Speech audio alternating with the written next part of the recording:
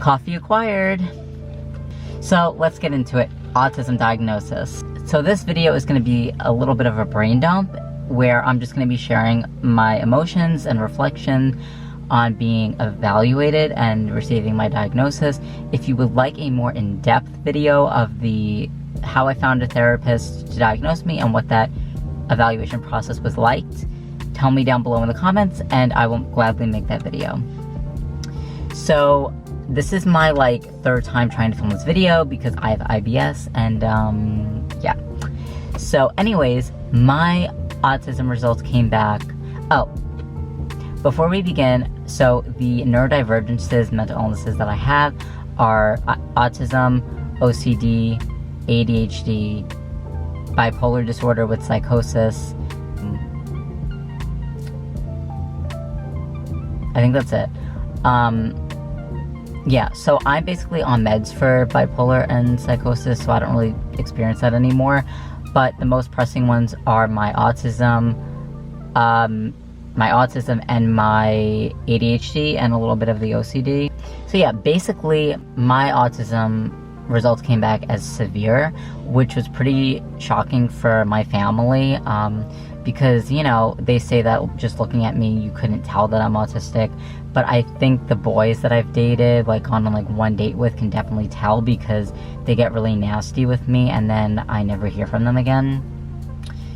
Because apparently I talk for too long and I don't engage in back and forth conversation, or I ask way too many questions, and that's also annoying. So you kind of can't win, you know? But it's funny how these guys that I'm dating and know very superficially can detect I'm autistic more than my own family. But anyways, so I've suspected that I'm autistic since 2021 when I started this YouTube channel.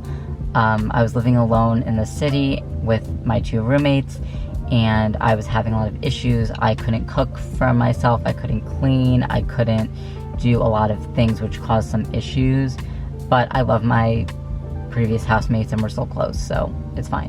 I was also unmedicated then and I was severely bipolar. So in 2021, that's when I poured myself into autism research. I was researching all about autism. I was following a bunch of autistic creators, which I'll link down below, and they really helped me realize that I was autistic. When I would go with my dad to Costco or Home Depot or BJ's, I would have these meltdowns and he would just yell at me because he didn't know what was going on with me and I didn't know either, but I was having an autistic meltdown. And I've had meltdowns and shutdowns and, you know, nobody knew what was happening, but I still, you know, was struggling, you know.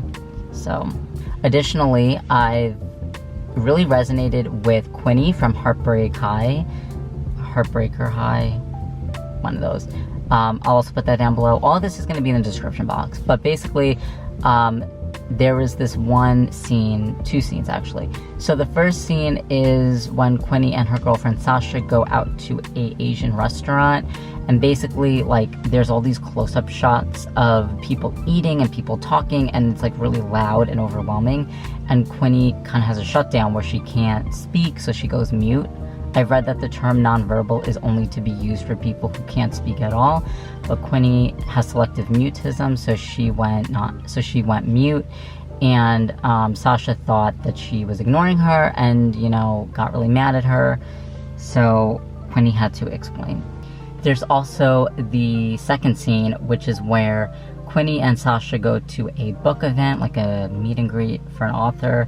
And basically what happens is, you know, Quinny is gushing about her special interest, which is the book, and how she wants to be a writer, and Sasha wants to get sloshed, I think is what she says, or something like that.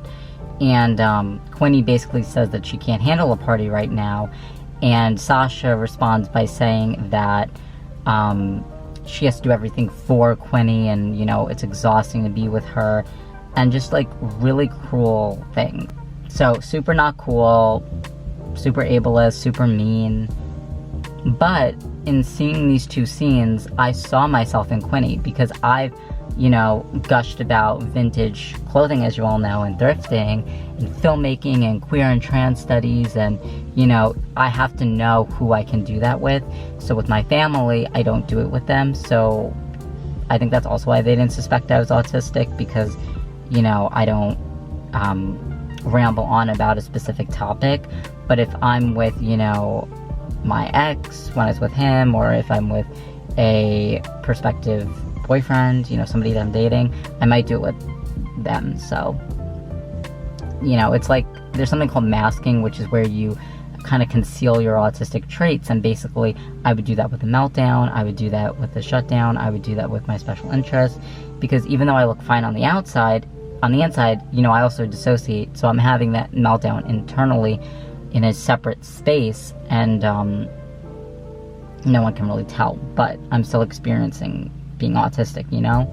And as some of you may know, this channel was birthed out of me doing a narrative photo project at Sarah Lawrence College, where I documented my experience in Brooklyn. If you want to see that, the link is in the description box to my film portfolio. It's the first film that's up. There's a film, and then what follows is my narrative photo project. It's linked in the description on that website. But it was also birthed out of watching Best Dressed, Ashley, on YouTube, and Conan Gray. I really fell in love with their storytelling style, their editing styles, and I just wanted to share my own love of film and storytelling with you guys, and vintage clothing and all of that.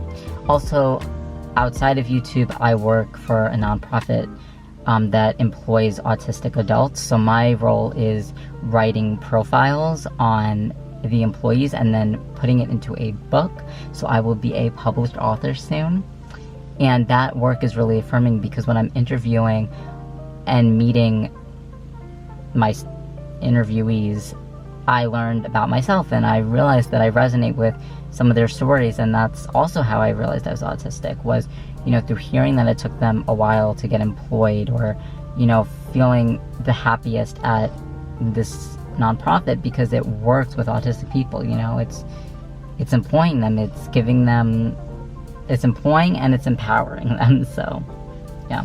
And my editor said that I write about autism in a really gentle and affirming way, and I was like, well, it's because I'm autistic. So, but this was like before I was diagnosed. But it's funny how that comes out, you know, that the way that I was writing is reflective of my own experience, you know?